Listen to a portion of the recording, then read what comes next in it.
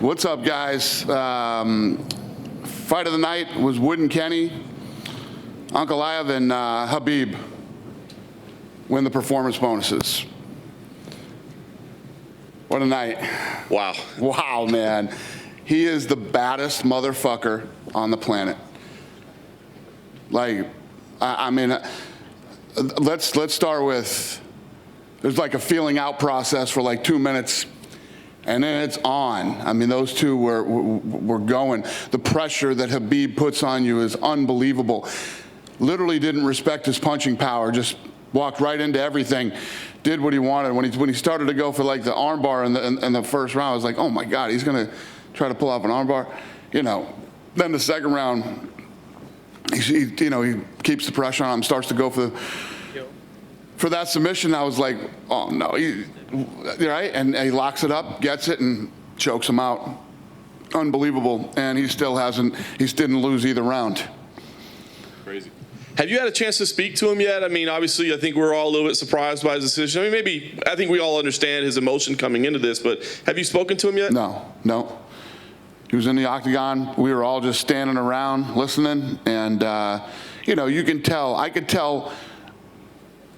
It almost smelled like an upset tonight. The way that he reacted at the weigh-ins, the way that he acted when he was walking out tonight. He didn't look like himself. Breathing heavy and taking deep breaths, and but wow.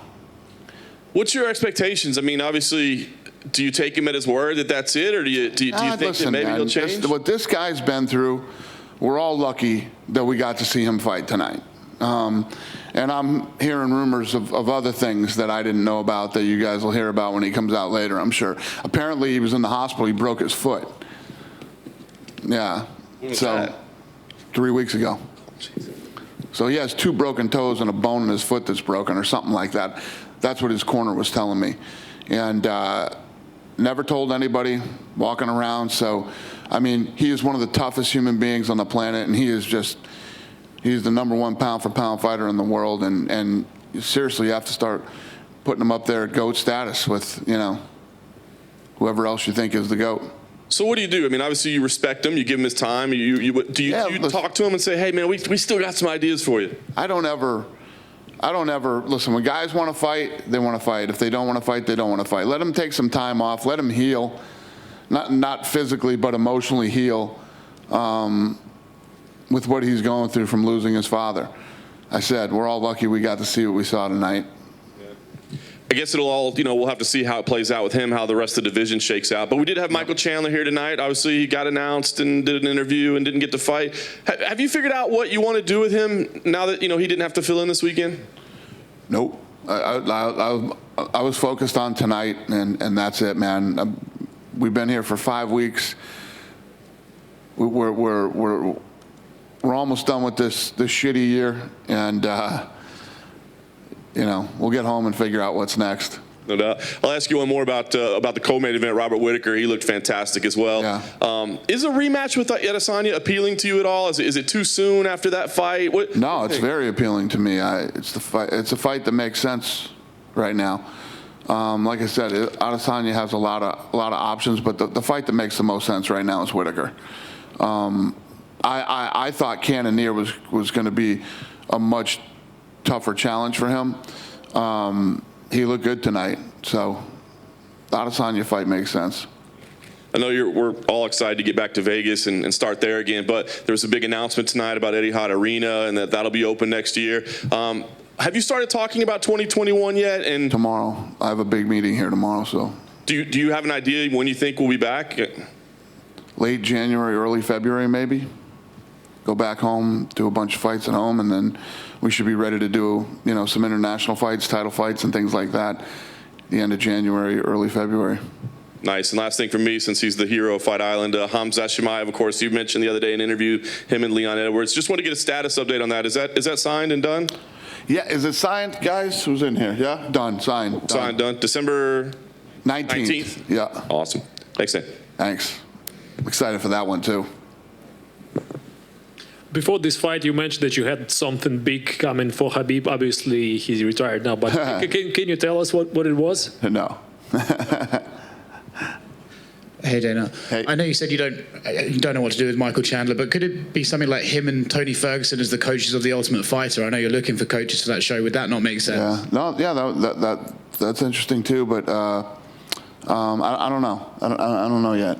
We'll see what happens. In MMA, we see a lot of retirements and then a lot of guys unretire. But with someone like Khabib, in your personal opinion, knowing that he promised his mother that he wouldn't compete again, do you believe him? I do. Yeah. And then earlier today, Floyd Mayweather did an interview and said that you guys have been in talks and you guys are going to be working together. And I know that recently you said Zuffa Boxing is benefiting from the coronavirus. Is that linked? No, I didn't say Zuffa Boxing was benefiting from the coronavirus. I said that there was interesting things going on out there that I might be able to put together that I would be interested in. I only want to put on fights that are the best fights. This is what we do. We put on the best versus the best, and the only way that I would do anything in boxing is if I could do that. And there is an opportunity, so I'm looking at. But yeah, I told you guys a long time ago that me and Floyd were talking about doing something. And then last thing for me, earlier this week, a report came out with some allegations against Mike Perry from his ex-wife. I was wondering if you'd heard about those and if that's something you're investigating. Yeah, I heard about it. I heard that she wanted to get a restraining order, and the judge didn't allow the restraining order, and nothing really came out of it. I think she alleged that he'd been physical in their relationship. I don't know. I have no idea. Cool. Thanks, Dana. Thank you. Dana, over here. You obviously have that, you're without a champion now, so you're going to have to crown a champion at some point, especially in the lightweight division. Does that make this McGregor-Poirier fight in January that's being targeted, will that most likely be for a vacant title? Say that again? Well, the McGregor-Poirier fight, could that be for the vacant title now if it's at 155? I don't know. Yeah, I have no idea.